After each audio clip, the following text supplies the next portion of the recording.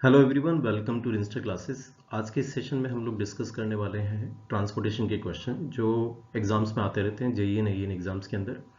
Important question से तो start करते हैं पहले क्वेश्चन से। 4 new roads P Q R and S, ठीक है। 4 रोड आपको दिए गए हैं जो कि प्लानिंग फेज में है, अभी किसी डिस्ट्रिक्ट के अंदर रोड्स बनाने हैं हमें, लेकिन हमें इस बात की श्योरिटी नहीं मिल पा रही है कि किस रोड को पहले बनाया जाए, कौन सा रोड इंपॉर्टेंट है। तो उसके लिए जो डेटा कलेक्ट किया गया है वो आपको टेबल में शो किया गया है। तो based on the principle of maximum utility for the priority of these 4 roads, what will be the priority, मतलब सबसे पहले कौन सा रोड जो है बनाया जाए। Based on this data you need to find. तो डेटा कुछ इस तरीके से आपको दिया गया है। रोड पी, उसकी लेंथ 15 किलोमीटर है और वहां पर number of towns with the population 500 से कम वाले टाउन्स जो हैं पी रोड्स के लिए वो है 19। 500 से 1000 की पॉपुलेशन वाले जो टाउन नजर आ रहे हैं वो है 7, और मोर देन 1000 वाली जो आपको नंबर ऑफ टाउन्स नजर आ रहे हैं वो है 3। ठीक है। तो similarly all the data is given for the other roads Q R and S. तो आपको प्रायोरिटी बतानी है कि सबसे इंपॉर्टेंट रोड कौन सा है जिसको सबसे पहले कंस्ट्रक्ट किया जाना चाहिए। देखो होता ये है, जहां डेफिनेटली पॉपुलेशन ज्यादा है वहां पर आपको रोड्स बनाने की जरूरत है, तभी जाकर के उनका इफेक्टिव यूटिलाइजेशन रोड्स का हो पाएगा। ठीक है। तो यहाँ पॉपुलेशन, क्योंकि एरिया बड़ा है, उस बड़े एरिया के अंदर कुछ जो छोटे छोटे कस्बे हैं वहां पर पॉपुलेशन आपकी अलग अलग प्रकार की पॉपुलेशन है, तो कैटेगराइज किया गया है। तो इस क्वेश्चन को सॉल्व करते समय हमें यूटिलिटी फैक्टर्स का यूज करना पड़ेगा। तो यूटिलिटी फैक्टर्स आपको पता होने चाहिए। 500 से कम की अगर पॉपुलेशन है तो यूटिलिटी फैक्टर यूज किया जाता है 0.25। ये एक तरीके का वेटेज फैक्टर है जो आपको नंबर ऑफ टाउन्स के अंदर लगाना पड़ेगा। ठीक है। पॉपुलेशन 500 से 1000 है तो वहां यूटिलिटी फैक्टर 0.5 है, और पॉपुलेशन मोर देन 1000 है तो वहीं यूटिलिटी फैक्टर 1.0 है। वैसे 1000 से 2000 के लिए 1 यूज किया जाता है, 2000 से 5000 के लिए यूटिलिटी फैक्टर 2 यूज किया जाता है। ठीक है। तो यहां पर सबसे पहले हम रोड पी के लिए यूटिलिटी फैक्टर का यूज करते हुए हम लोग यूटिलिटी निकालना चाहेंगे कि रोड की कि पर किलोमीटर लेंथ में यूटिलिटी कितनी आ रही है। तो अगर रोड पी के लिए यूटिलिटी यदि निकाले, टोटल यूटिलिटी निकाले, तो 19 टाउन्स ऐसे थे जिनकी पॉपुलेशन 500 से कम थी। तो फैक्टर से, वेटेज फैक्टर से मल्टीप्लाई कर देंगे 0.25 से। Similarly 7 multiplied by 0.5, 3 multiplied by 1, तो टोटल यूटिलिटी रोड पी की बन रही है 11.25।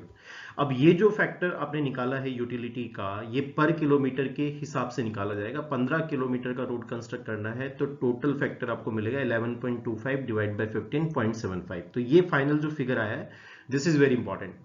तो सिमिलरली अदर रूट्स के लिए भी ये आप फैक्टर निकालेंगे, total utility per unit length, और जिसकी सबसे ज्यादा होगी वहां पर रोड की रिक्वायरमेंट सबसे ज्यादा है तो सबसे पहले उसी रोड को कंस्ट्रक्ट करना चाहिए। ठीक है। तो रोड क्यू के लिए सिमिलरली आपने निकाला, वहां पर टोटल यूटिलिटी आई 7। ठीक है। वेटेज फैक्टर से मल्टीप्लाई करने के बाद में 7 मिला, और total utility per unit length में अगर निकाले तो 12 किलोमीटर की लेंथ यहां पर थी, तो आपने 12 से डिवाइड किया, 0.583 आया। सिमिलरली आर और एस के लिए आप यूटिलिटी निकाल सकते हैं, और यदि आप इन वैल्यूज को यदि देखें तो सबसे बड़ी वैल्यू मिली है एस के लिए। ठीक है। उसके बाद में आपको मिला है पी के लिए, क्यू के लिए और आर के लिए। तो यही इनका यूटिलिटी ऑर्डर हो जाएगा। और सबसे इंपॉर्टेंट रोड यहां पर इस कंसेप्ट से ये निकल करके आया है कि एस रोड है वो सबसे इंपॉर्टेंट है, उसको सबसे पहले कंस्ट्रक्ट करना चाहिए।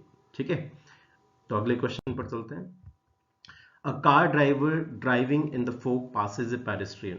ठीक है, कि कोई कार ड्राइवर है, डेंस फोग हो रहा होगा, उस समय उसने पेडेस्ट्रियन को क्रॉस किया। पेडेस्ट्रियन की वॉकिंग स्पीड 4 किलोमीटर पर आवर दे रखी है। तो ये जो वॉकिंग स्पीड दी हुई है पेडेस्ट्रियन की, ये आपको दिया हुआ है with respect to ground in the same direction, दोनों सेम डायरेक्शन में जा रहे हैं। The pedestrian could see the car for the 6 minutes and it was visible to him up to the distance of 0.6 kilometre. What was the speed of the car? ठीक है। तो pedestrian का observation आपको दिया हुआ है कि पेडेस्ट्रियन को वो डेंस फोग के अंदर कार कब तक विजिबल हुई, उसको एक तो टाइम दिया हुआ है कि 6 मिनट का यहाँ पर टाइम गिवन है, और 0.6 किलोमीटर की वो डिस्टेंस कार जा चुकी थी। तो ये जो दोनों डेटा है ये पेडेस्ट्रियन ने ऑब्जर्व किया है, इस वजह से ये पेडेस्ट्रियन के रेस्पेक्ट में वेलोसिटी निकालने के काम आएगी। जो कार की स्पीड आप इस डेटा से निकालोगे वो विद रेस्पेक्ट टू पेडेस्ट्रियन निकलेगी। ठीक है। यानी कि डिस्टेंस डिवाइड बाय टाइम यदि आप करोगे तो वो आपको जो स्पीड मिलेगी वो कार की स्पीड तो होगी but with respect to pedestrian होगी। ठीक है। तो रिलेटिव वेलोसिटी का कंसेप्ट यहां पर यूज करना पड़ेगा। तो दोनों जो थे पेडेस्ट्रियन और कार दोनों सेम डायरेक्शन में जा रहे थे, इस वजह से जो पेडेस्ट्रियन की स्पीड होगी वो आपको माइनस करनी पड़ेगी कार की स्पीड में से to get the velocity of car with respect to the pedestrian. ठीक है, तो VCP इसका डेटा गिवन था क्वेश्चन के अंदर 0.6, ठीक है, 0.6 डिवाइडेड बाय 6/60, 6 मिनट का टाइम गिवन था। VCG आपने पुट कर दिया और पेडेस्ट्रियन की जो स्पीड थी वो 4 किलोमीटर पर आवर थी। तो यहां से आपको VCG यानी कि speed of the car with respect to ground जो कि क्वेश्चन के अंदर पूछा गया था वो आपको मिल जाएगी, that is 10 kilometre per hour. ठीक है, इजी क्वेश्चन था, रिलेटिव स्पीड का यहाँ पर कंसेप्ट था। डेटा का जो ऑब्जर्वेशन दिया गया था उस डेटा से आपने ये कंक्लूड किया कि जो स्पीड निकल करके आएगी वो कार की स्पीड होगी with respect to pedestrian, that's it. अगले क्वेश्चन पे चलते हैं, the speed of the overtaking. ये क्वेश्चन आपका OSD से क्वेश्चन लिया गया है। ओवरटेकिंग एंड ओवरटेकन व्हीकल्स की जो स्पीड है वो 75 और 60 किलोमीटर पर आवर है।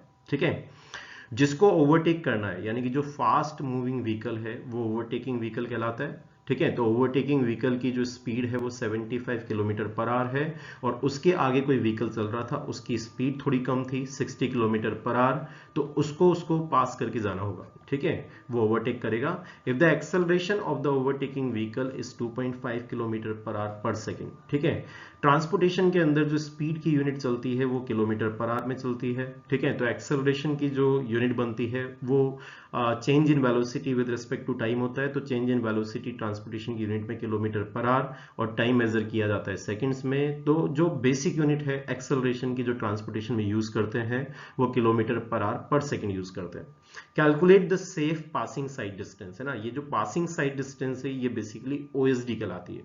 जो SSD होती है वो नॉन पासिंग साइड डिस्टेंस कहलाती है। तो 3 लेन रोड आपको गिवन है, बोथ वे ट्रैफिक यहां पर गिवन है।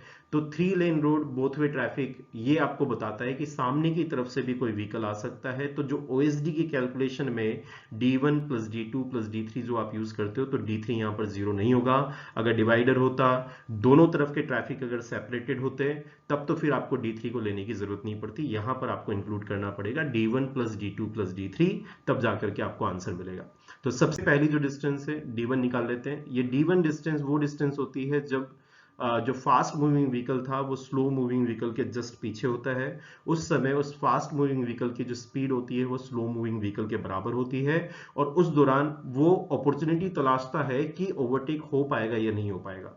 तो ओवरटेकिंग करने के समय जो उसने टाइम लिया है उस दौरान वो कुछ डिस्टेंस चल चुका होगा, इस डिस्टेंस को D1 कहते हैं। तो 0.278 जो कि एक कन्वर्जन फैक्टर है जो कि वेलोसिटी को किलोमीटर पर आवर से मीटर पर सेकंड में कन्वर्ट कर देगा, मल्टीप्लाइड बाय टाइम।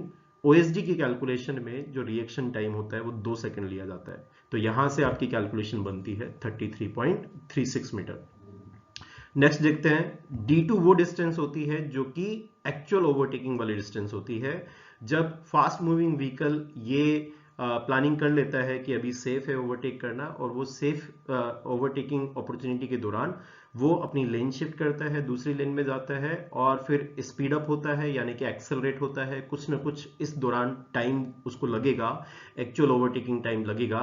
तो यहाँ पर कंसेप्ट जो आता है वो ये कहता है कि जब दोनों व्हीकल एक दूसरे के पीछे पीछे चलते हैं उस समय ड्राइवर ज्यादा अटेंटिव होता है। तो reaction time of the driver space headway की कैलकुलेशन में 0.7 सेकंड लिया जाता है। तो उससे फॉर्मूला बनता है 0.2 VB + 6, this is the length of the vehicle. ठीक है, तो कंप्लीट कंसेप्ट मैं आपको दे चुका हूं क्लास में।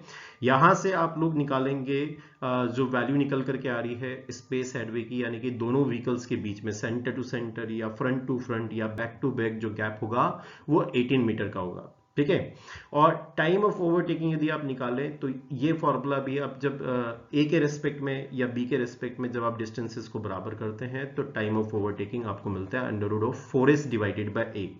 और जब आपको एक्सेलरेशन किलोमीटर पर आवर पर सेकंड में दिया जाता है तो कन्वर्जन करने के चक्कर में 3.6 से जब मल्टीप्लाई होगा ये 4 का फैक्टर तो आपको ये मिल जाएगा 14.4 S / A।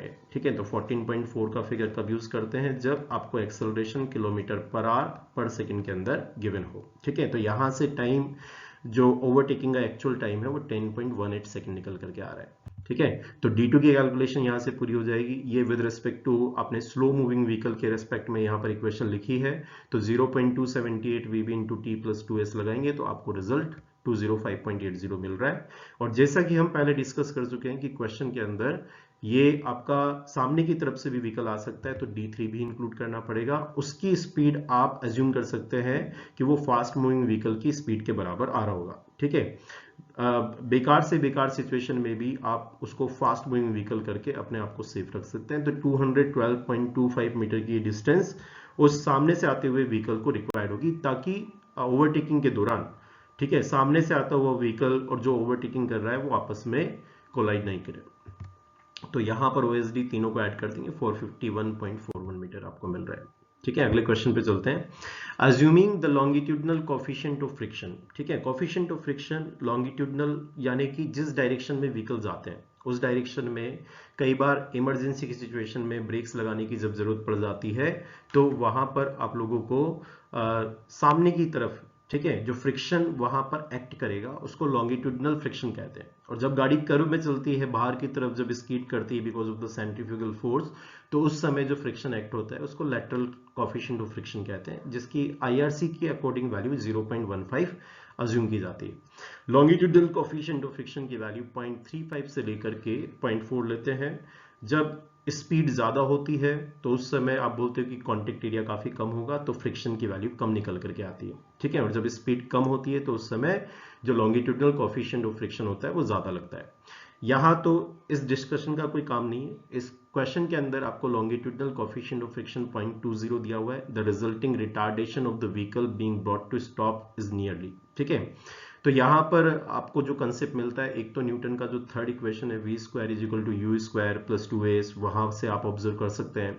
या फिर आप लोग जो against the friction work done है वो चेंज इन काइनेटिक एनर्जी के बराबर करके आप रिटार्डेशन की वैल्यू निकाल सकते हैं। रिटार्डेशन का फॉर्मूला आता है F × G। ठीक है, तो रिटार्डेशन का formula F × G। F question के अंदर 0.2 गिवन था। ठीक है, और जो आपका G है वो 9.81 है, तो यहां से वैल्यू आ जाती है 1.962।